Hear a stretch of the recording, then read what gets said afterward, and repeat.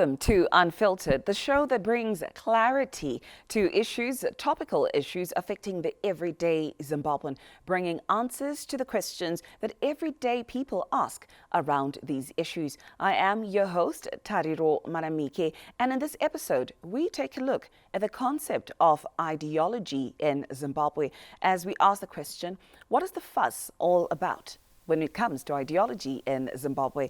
And to help clear the air on this issue is the Director of Communication from the Chitepo School of Ideology, Mr. Godwine Mureriwa. Mr. Mureriwa, welcome to Unfiltered. Thank you for having me. So firstly, we would like to establish, and we already know this, that ideology is a complex concept, also a comprehensive way of thinking around the world, which at its core, it's a set of beliefs that helps us understand the world that is around us. Given this understanding, why is it important for us to invest in ideology, especially for an African nation such as Zimbabwe? I think the starting point is to understand that ideology is historical. We look at what our ancestors were doing in the past, and that also shapes how we behave, how we relate with others. So in our context as Zimbabweans, you would say the way our people lived, the spirit of Ubuntu, the way our people lived in societies, the way our people did agriculture, for example, in the past, prior even to colonialism. They did mining and so on. They did trade with Indians, with Chinese, with Egyptians and other Arabs. So you will see that our people had a focus of working together to build a nation. Then when you look at Zimbabwe being named after the great Zimbabwe, you know, look at the ruins, you see how our people were sophisticated, how our ancestors were great engineers to build such a structure. During that time, perhaps it was one of the best in the whole world when it was built. So we want to look at the achievements of our sisters and then look at how they were united to build that kind of a structure, brick upon brick, and then it was stone upon stone. So we now name our country after the great Zimbabwe, which is our, very much cherished, magnificent structure that was built by our ancestors. So in essence, we take our history to shape our thinking. When we look at how our ancestors defended this territory, particularly we look at the time of Murenga, at the great Zimbabwe there, defending this territory against the Portuguese, and we derive the name Chimurenga, which we still have today. We see we have inherited a very rich country that cherishes its land and the resources of the country. Okay, so you refer to Zimbabwe as rich, which we can also interpret as diverse. Africa is a diverse continent. Zimbabwe is a diverse nation. Yes. Why is it important for us to have one way of thinking, one lens through which we see the world? It is based on philosophy, what you think about, what you aspire to achieve. So I would say within the context of Africa, you would see that when we talk of Pan-Africanism, we trace it to even the time of people like Marcus Garvey, born in Jamaica, an African, as a descendant of the slaves. And then he realized that Africa needed to be independent, to be united.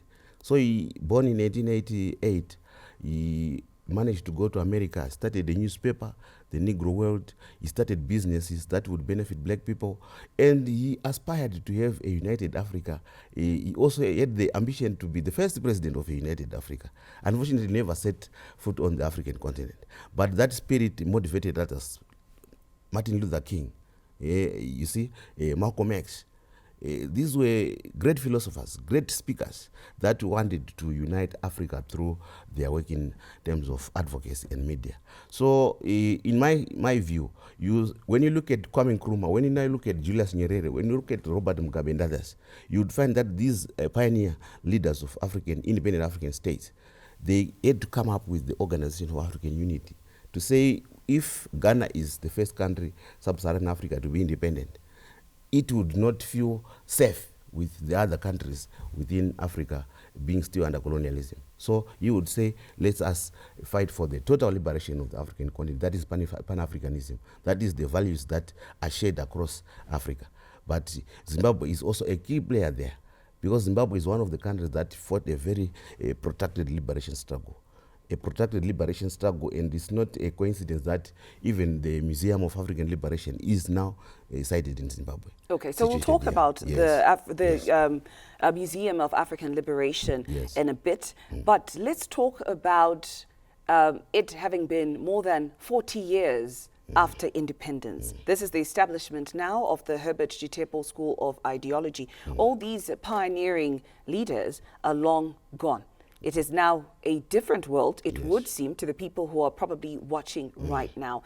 Can we talk about why it was important to establish this school going forward?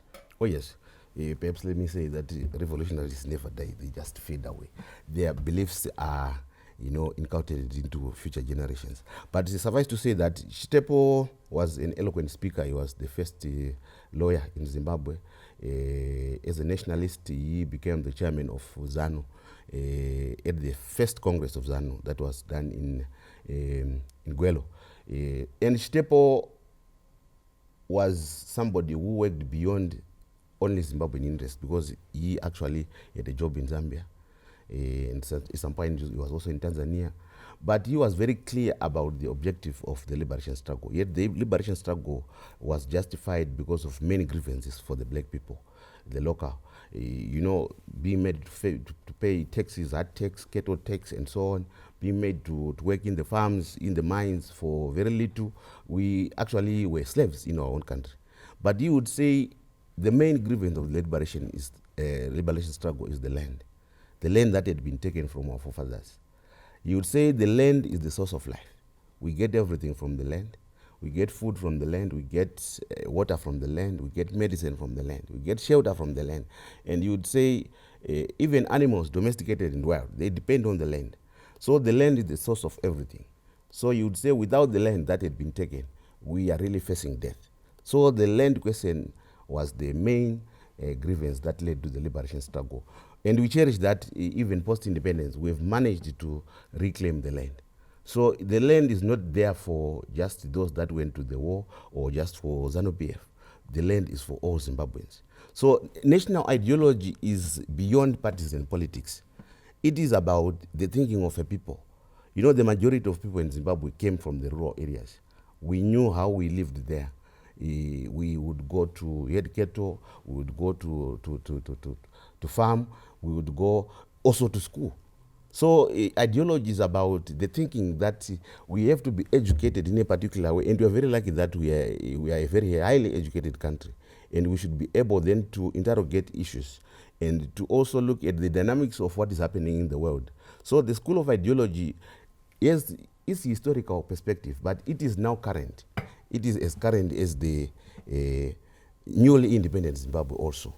Talking about newly independent Zimbabwe, yes. A few minutes ago you just mentioned the Museum of African Liberation, the first of its kind on the African continent, being housed and developed here in Harare, Zimbabwe. Can you talk a little bit about that, why this is important going forward? Because we've got the flags of all the African nations here in Zimbabwe. We also understand that historical items, artifacts and such are being housed at that Museum of African Liberation. Why is this important for all Africans going forward? Why our students, our people study history? It is not for them just to know the past. In fact, somebody says history is not the past. It is consciousness of the past that we use for present purposes. In other words, you cannot be a person who is not rooted in history. It's like a tree without roots. You don't know where you're coming from. You don't know what you want. You don't know who your enemies are. You don't know what the opportunities are. You don't know the resources in your own country. So in my view, it is very important that we have that African Museum of Liberation. Primarily also because there are only 8 countries that fought liberation struggles on the African continent to gain independence. And there are just 2 outside Southern Africa. That is Algeria, which was colonized by the French. And the French, because they discovered lots of oil there, they did not want to leave Algeria. So the people of Algeria had to fight a liberation struggle. Then Guinea-Bissau in West Africa, colonized by the Portuguese. Again, the Portuguese, they discovered lots of oil there. They did not want to leave. So liberation struggles were mainly fought here in Southern Africa. Why? Because we are endowed with vast mineral resources.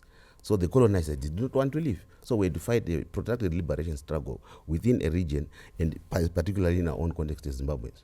And it cost us thousands of lives. So we got that independence through the barrel of the gun, and we brought democracy through that barrel of the gun and the ballot. So this is why we have to cherish that history. That history is supposed also then to motivate our young people to feel that they have to hold on to the country, jealously, and to be able to safeguard the gains of the liberation struggle. You are watching Unfiltered, and we have on the show Mr. Godwine Mureriwa from the Chitepo School of Ideology, helping us understand the importance of the right ideology in contemporary Zimbabwe. Join us after the break.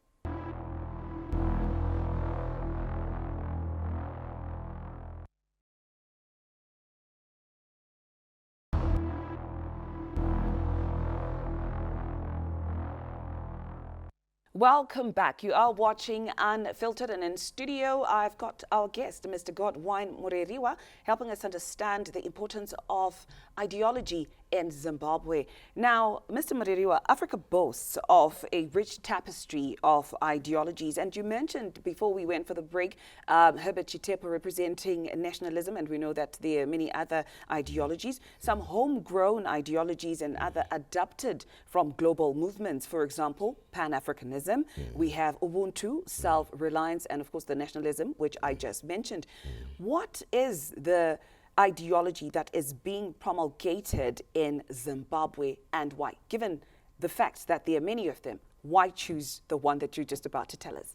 Oh yes, I would say, you see, from the historical perspective that you've gone through, you would realize that our people, by the way they lived, you can deduce that these were people that were united. In fact, if you were to study the pre-colonial Zimbabwean state, from Mapungubwe to Great Zimbabwe, you would realize that our people were socialists. Socialists to the extent that, yes, there is a hierarchy in terms of political and religious pillars of a state, but there was this spirit of wanting everyone to be as safe as possible, everyone to be fed. No one should go hungry. Those that are widowed, those that are orphaned, those that are elderly, you look after them. So that the culture, so to speak, shapes our ideology. It shapes our ideology in Zimbabwe. So this is why during the liberation struggle, we would say we're socialist. Okay, so I'm just going to interject there. Before the liberation struggle, socialism was the major ideology. Yes. Then came post-independence era. I belong to that era, referred to as the Born Frees. Yes. Yeah. And now we are in another era where we have the AMA 2000s. We've got the people who are watching this show right now. And the question is, why do the AMA 2000s have to care about this? They have, they live in a world filled with globalization, new media, new technologies, as well as the commodification of culture and ideology, so to speak, so many more influences coming in at a time like this. So this conversation that we're having, talking about socialism and nationalism, do you think it still applies? Is it relevant? It is relevant because ideology is not cast in stone. It is also dynamic. So, suffice to say also, if you don't know your history, you forever remain a child because you don't know where you're coming from, where you are, and where you're going. So now currently the ideology that we have named it specifically socialism with Zimbabwean characteristics, or democratic market socialism, which means we have embraced the ideology that we had in the 80s and the early 90s, but we have also synthesized it with dynamics that are going about globally. We know that there was the demise of, socialism in 1990. I think that Yes. And everybody knows. Then emerged globalization. Globalization being driven by capital. So capitalism became the most dominant ideology globally. Countries like even China itself, Russia, they also embraced a level of capitalism, but also not necessarily negating socialism. So we synthesize. So ours is to accept that one, we fought for democracy, so our people should have the right to choose. Freedom of expression, freedom to do what they want, freedom to invest in their own country, freedom to pursue any initiative that they want. So that is the democratic part. And we also respect market forces. We are not going to say we are socialist, so some people would work, others would not work, but they would still share the food. No, you eat what you hand in catch. So this is the new emerging ideology in Zimbabwe. But that ideology is similar to what the Chinese have done also. And remember, China is a long-term ally of Zimbabwe. Even during the pre-colonial and the liberation struggle, they supported us. So China, then in the 70s, you would say, we don't mind about the color of the cat, whether it's brown or white or black, as long as it can catch mice. So in other words, no ideology is cast in stone. We have to be dynamic. And China today is the fastest growing economy because they've also been dynamic. On that note, we take a break, but we'll come back and continue with the conversation. Be sure to let us know what your thoughts are on this particular matter, ideology in Zimbabwe. The Herbert Chitepo School of Ideology being officially launched in Zimbabwe, the first of its kind. And this is what we're talking about. What is the fuss all about? Do you understand it so far? Join the conversation and let us know. Of course, you can follow us on our social media pages at ZBC Online.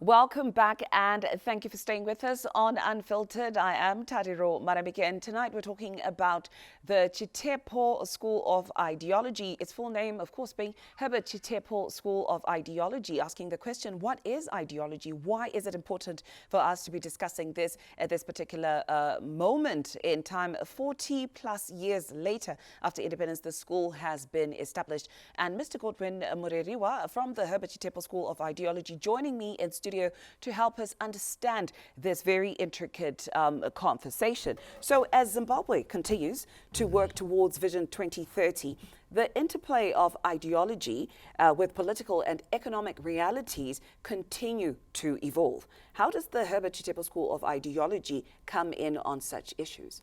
The school comes in critically and at the right moment because the nation appears to be divided because of politics, but the Herbert Chitepo School of Ideology is there to unite people first and foremost. It is there to educate people so that they know their past years. We teach a number of subjects, you know, in national history, we teach international relations, we teach economics, we teach everything that we think is beneficial and in line with the vision of His Excellency President Ndidi Mnangagwa that we want to achieve in 2030 upper middle class status as a country. So what it means is that we necessarily are not partisan as some people may think. The school is now its own structure. It is going to stand on its own autonomous, and the school is going to be a part of Zimbabwe to benefit the whole nation. Speaking of it being a part of Zimbabwe, who is going to be enrolled at this school? The school is open to everyone, and I want to say, just like people go to creche, they go to primary school, secondary school, we want everyone to be educated through the Herbert Chitepo School of Ideology because it is going to be able to, you know, decolonize the mind of our people so that they realize this is their country. Some people in Zimbabwe, perhaps even a majority, don't appreciate that this is their country and they have to work for it. They have to benefit from it. They should not necessarily be always fighting the leadership and so on. You have to work with the government of the day. That is what is all about, you know, governance. You work with the government of the day. When the government says you come and get land so you can farm, some refused because they did not believe that it's their government. It is the capacity to give land to black people. So we want our people to be empowered in terms of intellect, in terms of also them realizing opportunities that they can contribute in terms of developing the country. We have to work together as a country. Kana president vachiti nyika inomakwa nevene vayo vari kureva kuti ivo zvaingoita madzitateguru edu Zimbabwe, Cameroons. That is how we're supposed to build the country. We are supposed to be hardworking on the field, doing farming, doing mining, the tourism sector, in manufacturing and so on, so that we create opportunities for our young people. And our young people are truly in a very sad situation of unemployment, and now they tend to be abusing drugs. So we want them to be, productive. They have to be productive, and for them to be productive, they have to be educated. And I'm happy that government has reintroduced the now termed national service in Zimbabwe, national youth service in Zimbabwe. So, sorry to interject, Yes. but we've seen the construction of the recently completed Chitepo School of Ideology, Yes. and you are saying that we need everybody to come on board. Most schools would have a criteria. Perhaps you need a minimum of 5 O levels, maybe you need to have an undergraduate degree. Whom are we targeting specifically? And what is this particular curriculum going to aid whoever attends this school? And are people going to pay for it? Because that's another crucial element. In terms of targeting, we are targeting everyone. We are targeting everyone, ideally even those who are still in the kindergarten. We want them to benefit from ideology. We are not going to be segregatory in terms of qualifications, in terms of gender, in terms of any other divisive elements. We want everyone who is Zimbabwean to benefit from the school. So basically we are going to have courses. We have had courses that have benefited quite a number of people, thousands of people, even in the public sector. They have benefited through what we call the basic orientation course. It takes just like a week to just give people an idea, clarity on what the school is doing, and so that they are knowledgeable a bit about their country. They get to understand what ideology is all about in terms of now motivating us to have economic growth. So from that course, we also then have what we are going to call the cadreship development course. It is going to be a 3-month course, and that course gives greater detail to what we have taught in at the basic orientation level. And we also are going to be giving people diplomas as time progresses. And in fact, we are going to be giving people, degrees. So we are working with other institutions that are in the education sector, so that the school is not necessarily something that is taken as just a political gimmick or a propaganda institution. No, we want it to be purely academic, and even the staff there they are going to be pursuing further studies and research. So yes, personally I'm also now motivated because I have to start doing a PhD, so that the knowledge, balloons, you grow, and the knowledge you also impart into young people. So tomorrow, the director of media and communication will be somebody who is today at the University of Zimbabwe.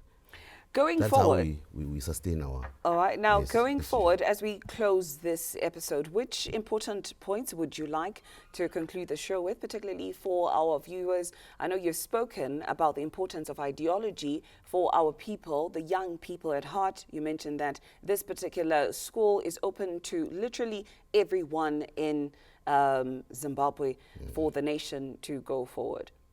We cherish 3 pillars: unity, peace, and development. We are in a new era. The new dispensation inherited what came from the First Republic that was led by the late Robert Mugabe. May his dear soul rest in peace. But that context in the 90s was a context of struggle, because we're fighting for the land. It was the third Chimurenga. But just like what happened during the liberation struggle, we compromised at the end of the day. We went to Lancaster, we pronounced the spirit of reconciliation.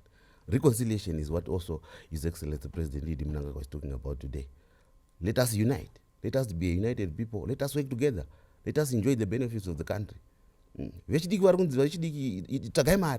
There are opportunities there. So we want to pursue Vision 2030 first and foremost. And for us to be able to do that, we have to be productive at home, but we also have to engage other countries. So the re-engagement and engagement, new foreign policy comes into play. We are open for business as Zimbabweans. We want every Zimbabwean to think about business, to think about making money, developing our country, And that can only happen if we have good relations with other countries. So even those countries that have been hostile to us in the past, those that have imposed sanctions, those that even threatened to invade our country militarily. You know, the British wanted to invade us in 2002 militarily. We were saying, let bygones be bygones. We want to open a new chapter. We want to engage the Chinese, the Russians, the British, the Americans. And the Americans are coming investment now. Unfortunately for them now, I think they've realized that it's futile to pursue a regime change agenda in Zimbabwe. It does not work here. It has not worked. So we want to be friends to all, and we want to make business with everyone. And that brings us to the end of the show tonight, Unfiltered, where we're focusing on the issue of ideology, focusing particularly on the recently established Chitepo School of Ideology in Harare, Zimbabwe.